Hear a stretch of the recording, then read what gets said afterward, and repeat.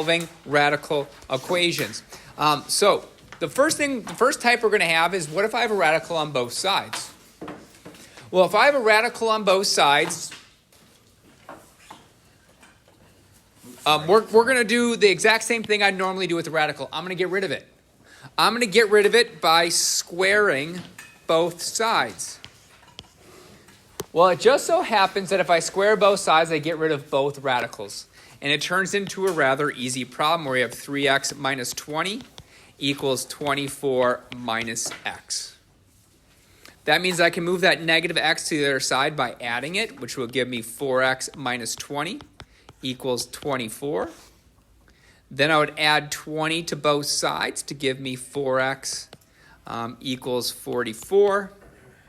I'm going to divide both sides by 4, and I'll come up with x equals 11. And that's it. It says to check for extraneous solutions, so if you have time, go ahead and plug it in.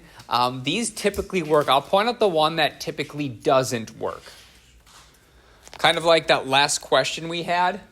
Remember I said if you have an absolute value and you have a constant, not a constant, but if you have a variable on the other side, that's the ones that you need to check for those. It's going to be pretty much that same rule today. All right, so if squared gets rid of square roots, what gets rid of a cube root? Cubes. We're going to cube both sides. We're gonna make a circle and just quit. All right, we're going to cube both sides. A cube gets rid of a cube root. So that means we are left with 2 minus 4a equals 2a minus 1.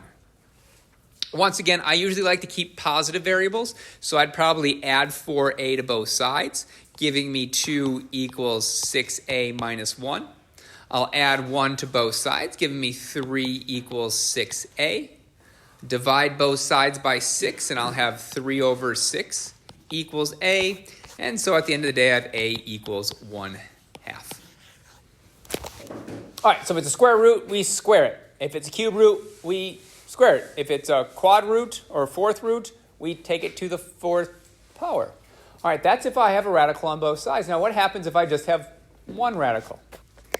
Well, one radical is going to work just like the absolute value. Do not get rid of your square root until it is isolated. So I want my square root all by itself before I do anything. I want that all by itself before I do anything. So I heard, Enrique, I think you said divide by -9. So I'm going to divide both sides by -9. Divide both sides by -9. That will move the -9 to this side. And that's going to now give me square root of 4g plus 13 is going to equal a positive 5. Now I can square both sides.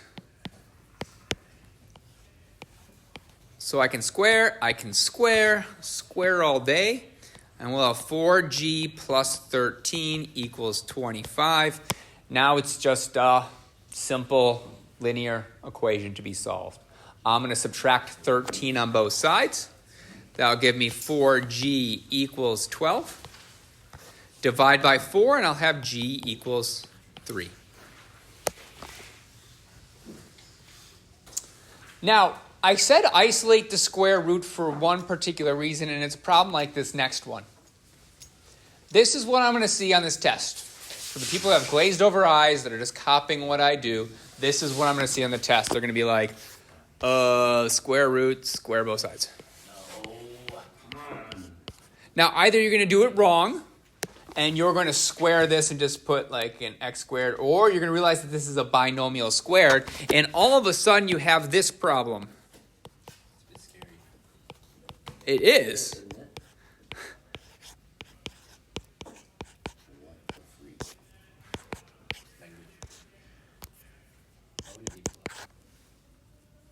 It's not a difference of squares, I'm squaring it. Squaring says take this and multiply it by itself.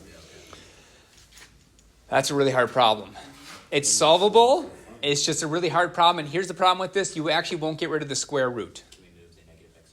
Yeah, let's move the negative x over first. Let's pretend like I paid attention to Mr. Pabian, and Mr. Pabian said the easiest way is to isolate this before I take the square root of both sides. So I'm going to add x to both sides. And suddenly I have the square root of 18 minus 7x equals x. And now I square both sides. Oh boy, and then we have 18 minus 7x equals x squared. How many terms do I have? I have 3 terms. I have an x squared, I have an x, and I have a constant. That means I either need to factor it, I need to complete the square, or I need to plug it in the quadratic formula. Something small like this, I'll probably check to see if it's factorable first, because this is kind of a guess and check one. So what I'm going to do is I'm going to move everything next to that x squared. So I'm going to have 0 equals x squared plus 7x minus 18. I'm going to first see if it's factorable. 0 equals x, x. I'm looking for 2 numbers that make 18. I always pick like the middle ones, so we could pick maybe a 2 and a 9. And I would just write down that 2 and a 9. And I would think about that. And I would just ask myself, does 2 and 9 create a 7 somehow? Yes. If you remember from yesterday, well, maybe we didn't get it to it yesterday, I don't remember, with the fire alarm. Sometimes they look like they work, but they don't because of the negatives and positives. But this one will work out because I do need a negative and I do need a positive there. So what I'm going to do is, if 7 has to be positive, 9 must be the positive because that's the bigger one. The bigger one causes it to be positive or negative. And then I'll make the negative 2, or the 2 negative. Because negative 2 plus 9 is positive 7. Negative 2 times 9 is negative 18. Okay, so I keep rolling and I go, well, that means x could equal 2 for this to work. Because we split this up into 2 possibilities. Either that first one makes it 0, in which case I'd have x equals 2. Or we'd have x equals a negative 9. Want to know something fun? We're not done yet. We have to plug it in to make sure if there's not an extraneous solution. You have to plug it in and check to see if there's an extraneous solution. Now, here's my advice. Did I check on the other ones? Did I take the time to check? And it wasn't just because I know which ones have errors on it. I know to check this one specifically because I moved a variable. I had a variable. Now follow my logic here. How many solutions did we get for all of our x squareds up here? 1. This is not the rule of thumb. We're going to find ones that have multiple solutions, but a lot of times square roots only have one answer. When you take the square root of something, what do you always have to add to it? Plus or minus. Did this start with a plus or minus? No. So there is a chance that both of these don't work, or at least one of these doesn't work. They both might work. One might work, or they both might not work, because your equation doesn't really know about taking square roots of negatives. It just does what it needs to do. It's a dumb equation. You have to be smarter than the equation. Equation gave you 2 answers, but you realize that, hey, there was something that wasn't part of the square root that was a variable. That's where I brought up this question. I told you for absolute values. I know I told you that you should always check your solutions if there's a variable on the other side. So if you're doing a square root and there's a variable on the other side, you need to check your answers. Even if we put the variable on the other side? Even if you put the variable, because technically that negative x is on the other side, because it could be on any side. Okay, but then why can't we say technically the 18x plus 7 is on that side? Never mind. I'm just basically saying that there is an x that's not taking a square root of. The other one had a variable that wasn't doing the absolute value. We talk about it being on the other side because that's where we end up putting it. All right, so we need to plug in this 2 and we need to plug in this negative 9. Use your calculator. Either use your calculator or use your noggin. I mean, this would be 18 minus 7 times 2. I guess I could put that down here. So I'm just kind of picturing I'm doing, and I would do this in my calculator, 18 minus 7 times 2 minus 2. Does that equal 0? Is that a true statement? That works. If you actually took the time plugging your calculator, you'd find out it works. Now let's try 18 minus 7 times a negative 9. Realizing that 7 and a negative 9 will turn into a positive. And it'll be minus a negative 9. This one doesn't look so hot. What does it come out to? It comes out to... Not real calculation. I think you made an error. This should actually result in 18. Wait, I mean, it ends up being the square root of 71. Yes. Because it's a plus. It'd be 18 plus. Let's take our time when we plug these in our calculators. I'm glad a couple people are actually trying it. Yeah. What was that? No, you got it. That equals 9. But what happens when I do 9 minus a negative 9? Does 9 plus 9 equal 0? No. This answer does not work. For people that actually plug this in and try it instead of just talking to each other, this one does not work, so you'll lose points on the test if you don't check it or know how. So should you just plug it in if you get 2? So only 2 works. What was that? Like, you know to plug in if you get 2 answers like that? Generally, if I get 2 answers, I'm thinking there's 1. Both might work, though, so don't just go, we're going to cross one out. So I'm going to know to check it because of this, realistically. I get that we have 2 answers and usually we have 1. That's a good thing to remember. I just remember I'm not taking the square root of all the variables. Right. Just like for absolute value, if you're not taking the absolute value of all of it, you should check your solutions as well. We should always check our solutions, but I know we don't have time on a test to check every single thing, so that's our key of which ones to look for. When you have a square root or an absolute value, and you have a variable that's not included in it, because it could give you an extraneous solution. All right, so I'm looking at this one. See how we have a square root, and we have a variable that's not being taken the square root of? This is one where I want to plug in and check it. This is a prime example of I have a square root and a variable that's not part of that square root. So let's go ahead and do this one. So I'm going to square both sides. Realizing that p minus 7 squared is p minus 7. It is not p minus 7 times p plus 7. It is p minus 7 times p minus 7. It's a duplicate. It's a repeat. P times p is p squared. P times negative 7 is negative 7. Negative 7 times p is negative 7, so we should have a negative 14p. Negative 7 times negative 7 is 49. I just got to kind of push through so we don't fall behind. And on the other side, we'll have 8p minus 63. All right. So now what I'm going to do is I'm going to go ahead and move the 8 to the other side. So we're going to have p squared minus 22p. We'll add 63 to both sides. That's going to be, what, 112? Yeah. Equals 0. Okay. Now, I'm going to guess that maybe this is factorable. And why I'm using the guess and check method is because there's no number in front of p squared, so I'll do the p and p. Or I could have did the air conditioning Beyonce column, if you're not sure how to do the guess and check. Now I'm looking for 2 numbers that multiply together to give me 112, but add to give me 22. What'd you get? Who wants to see a shortcut on your calculator how to do this? Me? I mean, I have a button that just says factor, but Good, because you can't use that calculator on like big tests like ACTs and stuff. so if I click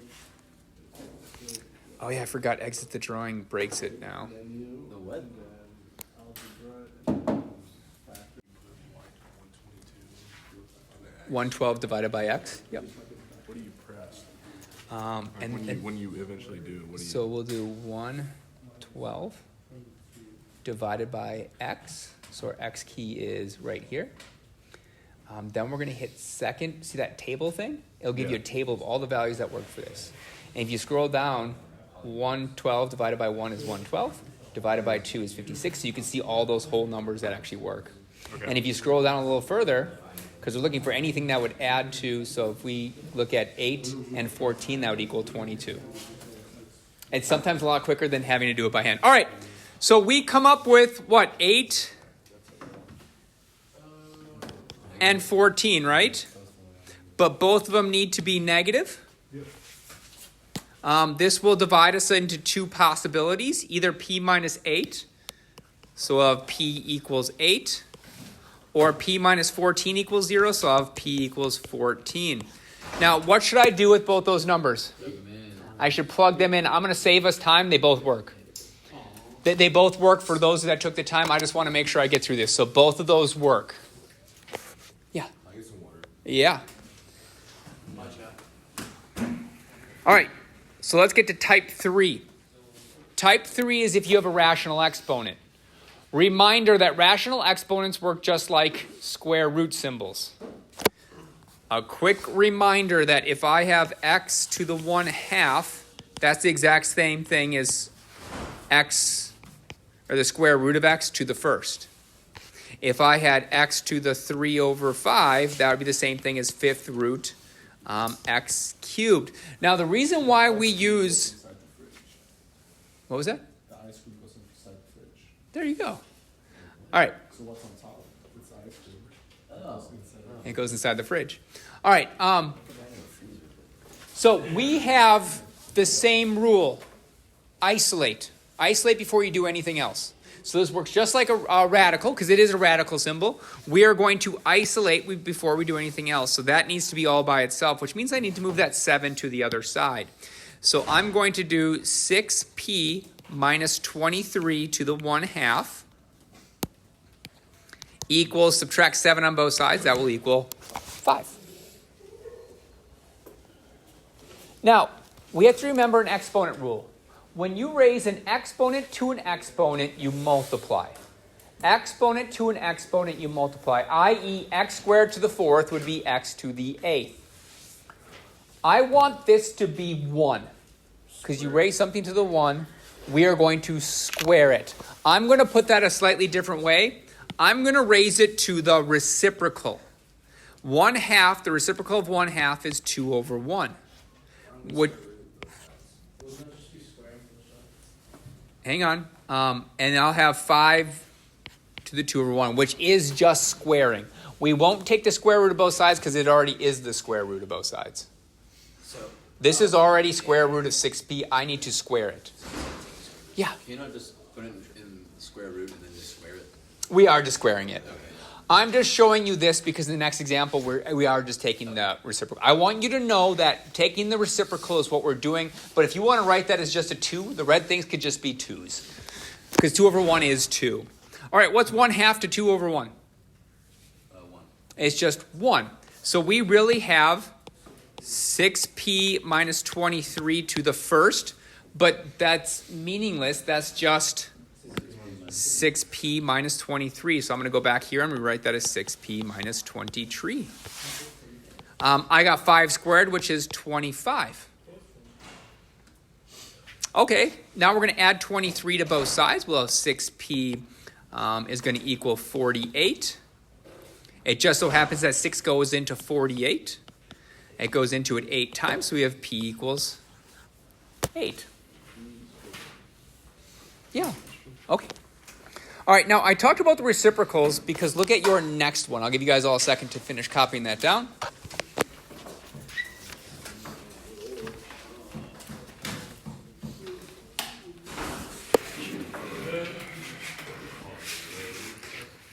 Okay, next one. I have x squared plus 6x to the 3/4. Notice I'm not worried about this squared right now. I'm worried about this here. Isolate and get rid of. Isolate and get rid of. So I'm going to isolate this and get rid of the thing. So that means I need to subtract 7 on both sides, which is going to give me a nice x squared plus 6x raised to the 3/4 equals 8. Now, I said on the one previous, I said I'm going to write 2/1 for a specific reason because that's the reciprocal that actually does it. I know it turns into 2, but it is the reciprocal. Because here, I need to raise both sides to what power? 4/3. I need to do 4/3. That's why I get used to writing it as a fraction. So I'm going to raise both of these sides to the 4/3. And these 3/4 and 4/3 will cancel out, and I'm going to have x squared plus 6. Now, we all have we have calculators. They're basically computers. Hey, we could go the long route here. We can go, let's take the 4, the ice cream, and put it in the fridge. So we have cube root of 8 to the 4th. My God, why are we doing all that work when I could just plug this in my calculator? I am just going to hit 8, your caret button, that little button that looks like this, like a caret, I guess. I don't know why they call it a caret button. They do. If you plug that in your calculator, what do you get out? 60. How much easier is that? I like this. Just if it's got a number, plug in your calculator. How many of the tests have I told you can't use a calculator on? Like last semester, a few. Well, you never said no. You just said you don't need them. Yeah, but did I ever say you can't use them? It was that. Did I ever tell you you can't use your calculator? On a portion, yes. Maybe a portion, but I want you to use your calculators. All right, so now we're going to have x squared plus 6x minus 16. Guys, can I finish this? Thank you. My guess is it's factorable. Remember, you can complete... Actually, let's complete the square. No, completing a square is so easy. I know this one would be easy to factor, but let's go through completing the square. Completing the square is x squared plus 6x.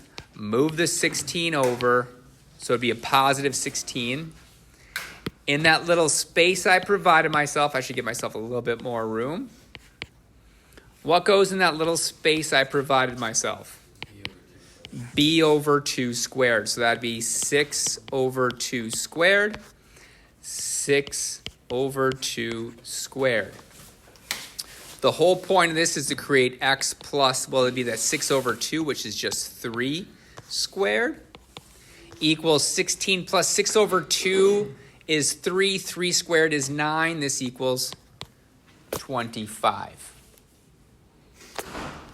Now I'll do the square root of both sides. Be sure to include your plus or minus. I'm going to continue this on the other side. You guys should have plenty of room for this. I'm going to now have x plus 3 equals plus or minus the square root of 25, which should be 5. Then we subtract 3 on both sides, and I have x equals negative 3 plus or minus 5, which means we should have two answers. X is going to equal negative 3 minus 5 would be a negative 8. Negative 3 plus 5 would be a 2.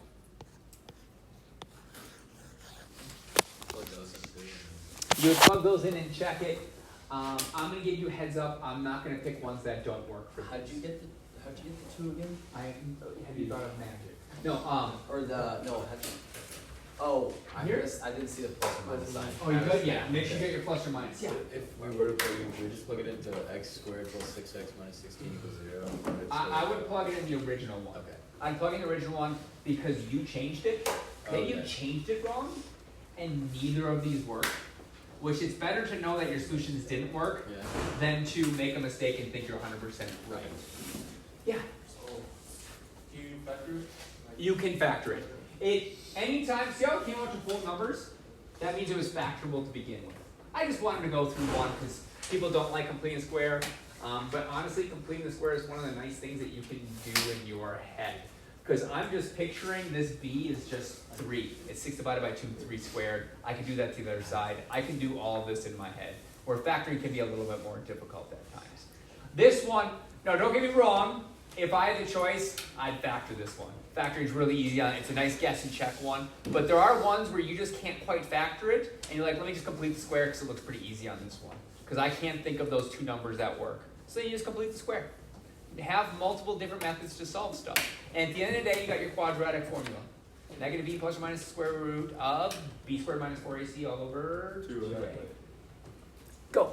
Yeah. Any other questions of what we covered? For this one,